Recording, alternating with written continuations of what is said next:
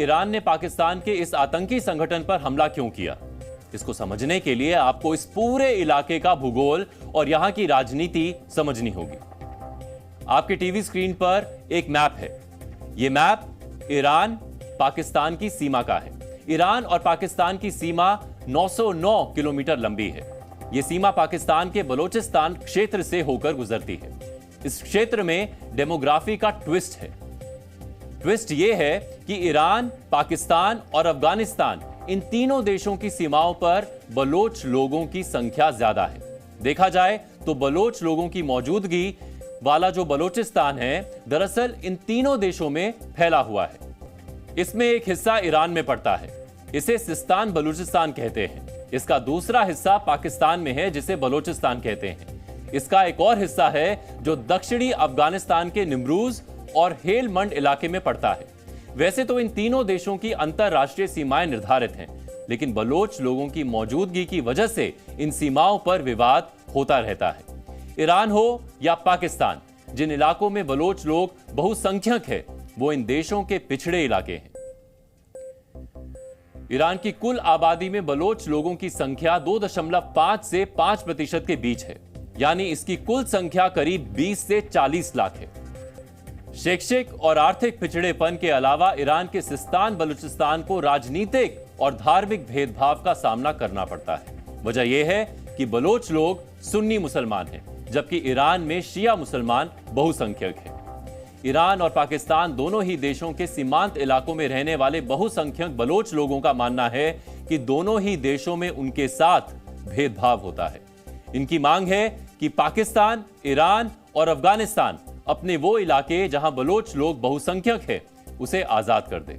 Bloch लोग चाहते हैं कि इन इलाकों को मिलाकर वो बलोचिस्तान नाम से अपना एक नया देश बनाएं, जहां उनके साथ कोई भेदभाव ना हो। इस नए आजाद मुल्क की मांग के लिए कई बलोच संगठन पाकिस्तान और ईरान दोनों ही देशों में अलग अलग रूप में सक्रिय हैं। अक्सर देखा गया है कि ईरान में मौजूद बलोच संगठन पाकिस्तानी क्षेत्र में जाकर और पाकिस्तान के बलोच संगठन ईरान के क्षेत्र में आकर हमले करते हैं। ईरान मानता है कि जुंदलाह और जैश अल अदल जैसे आतंकवादी समूह जो ईरान पर हमले करते हैं, उन्हें पाकिस्तान में संरक्षण मिलता है। ईरान पाकिस्तान पर इसलिए संदेह करता है क्योंकि ईरान एक शिया मुस्लिम बहुल देश है और पाकिस्तान सुन्नी मुस्लिम बहुल देश है। बलोच भी सुन्नी मुस्लिम है। इसीलिए ईरान मानता है कि पाकिस्तान ईरान पर हमले के लिए बलोच आतंकी संगठनों को मदद पहुंचाता है। ईरान के मौजूदा एयर स्ट्राइक के पीछे भी यही वजह है। दिसंबर 2023 में एक ईरानी पुलिस स्टेशन पर जैश अल अदल ने हमला किया था, जिसमें 11 ईरानी सैनिक मारे गए थे। ईरान की एयर स्ट्राइक उसी हमले का जवाब माना जा रहा है। हालांकि ईरान ने इस हमले से पहले भी कई बार पाकिस्तानी सीमा में घुसकर हमले किए हैं। वर्ष 2021 में पाकिस्तान के बलोच संगठनों ने ईरान के कुछ सैनिकों को अगवा कर लिया था। इस घटना के बाद ईरान ने अपने सैनिकों को छुड़वाने के लिए पाकिस्तान में सर्जिकल स्ट्राइक की थी। इस सर्जिकल स्ट्राइक में ईरान कामयाब भी रहा था। वर्ष 2015 में ईरान ने पाकिस्तान के बलोचिस्तान में आतंकी ठिकानों और पाकिस्तानी सेना के ठिकानों पर हमले किए थे। इस बार ईरान ने पाकिस्तान सेना को भी टारगेट किया था। ईरान का मानना था कि पाकिस्तानी सेना बलोच आतंकियों को ट्रेनिंग देती है। पाकिस्तान में घुसकर बलोच आतंकी संगठनों पर हमले की कई घटनाएं हुई हैं और ऐसा नहीं है कि पाकिस्तान की सरकारों को इसकी जानकारी नहीं रहती। वर्ष 2019 में तत्कालीन पाकिस्तानी पीएम इमरान खान ने अपने यहां मौजूद आतंकी संगठनों को लेकर चिंता भी जाहिर की थी। पाकिस्तान भले ही अपने यहां हुई एयर स्ट्राइक को लेकर गुस्से में नजर आ रहा हो, भले ही वो ईरान की कड़ी निंदा भी कर रहा हो, लेकिन सच्चाई ये है कि पाकिस्तान की जमीन पर भारत के बाद अब ईरान ने भी बड़े सर्जिकल ऑपरेशन कर दिए हैं। अपनी एयर स्ट्राइक के साथ ही ईरान पाकिस्तान में सर्जिकल स्ट्राइक करने वाला एक और देश बन गया है। इससे पहले भारत ने पाकिस्तान के अंदर वर्ष 2016 और वर्ष 2019 में सर्जिकल और एयर स्ट्राइक किए थे। वर्ष 2011 में अमेरिका ने पाकिस्तान के एबटाबाद में ऐसा ही एक सर्जिकल स्ट्राइक किया था, जिसमें ओसामा बिन लादेन मारा गया था।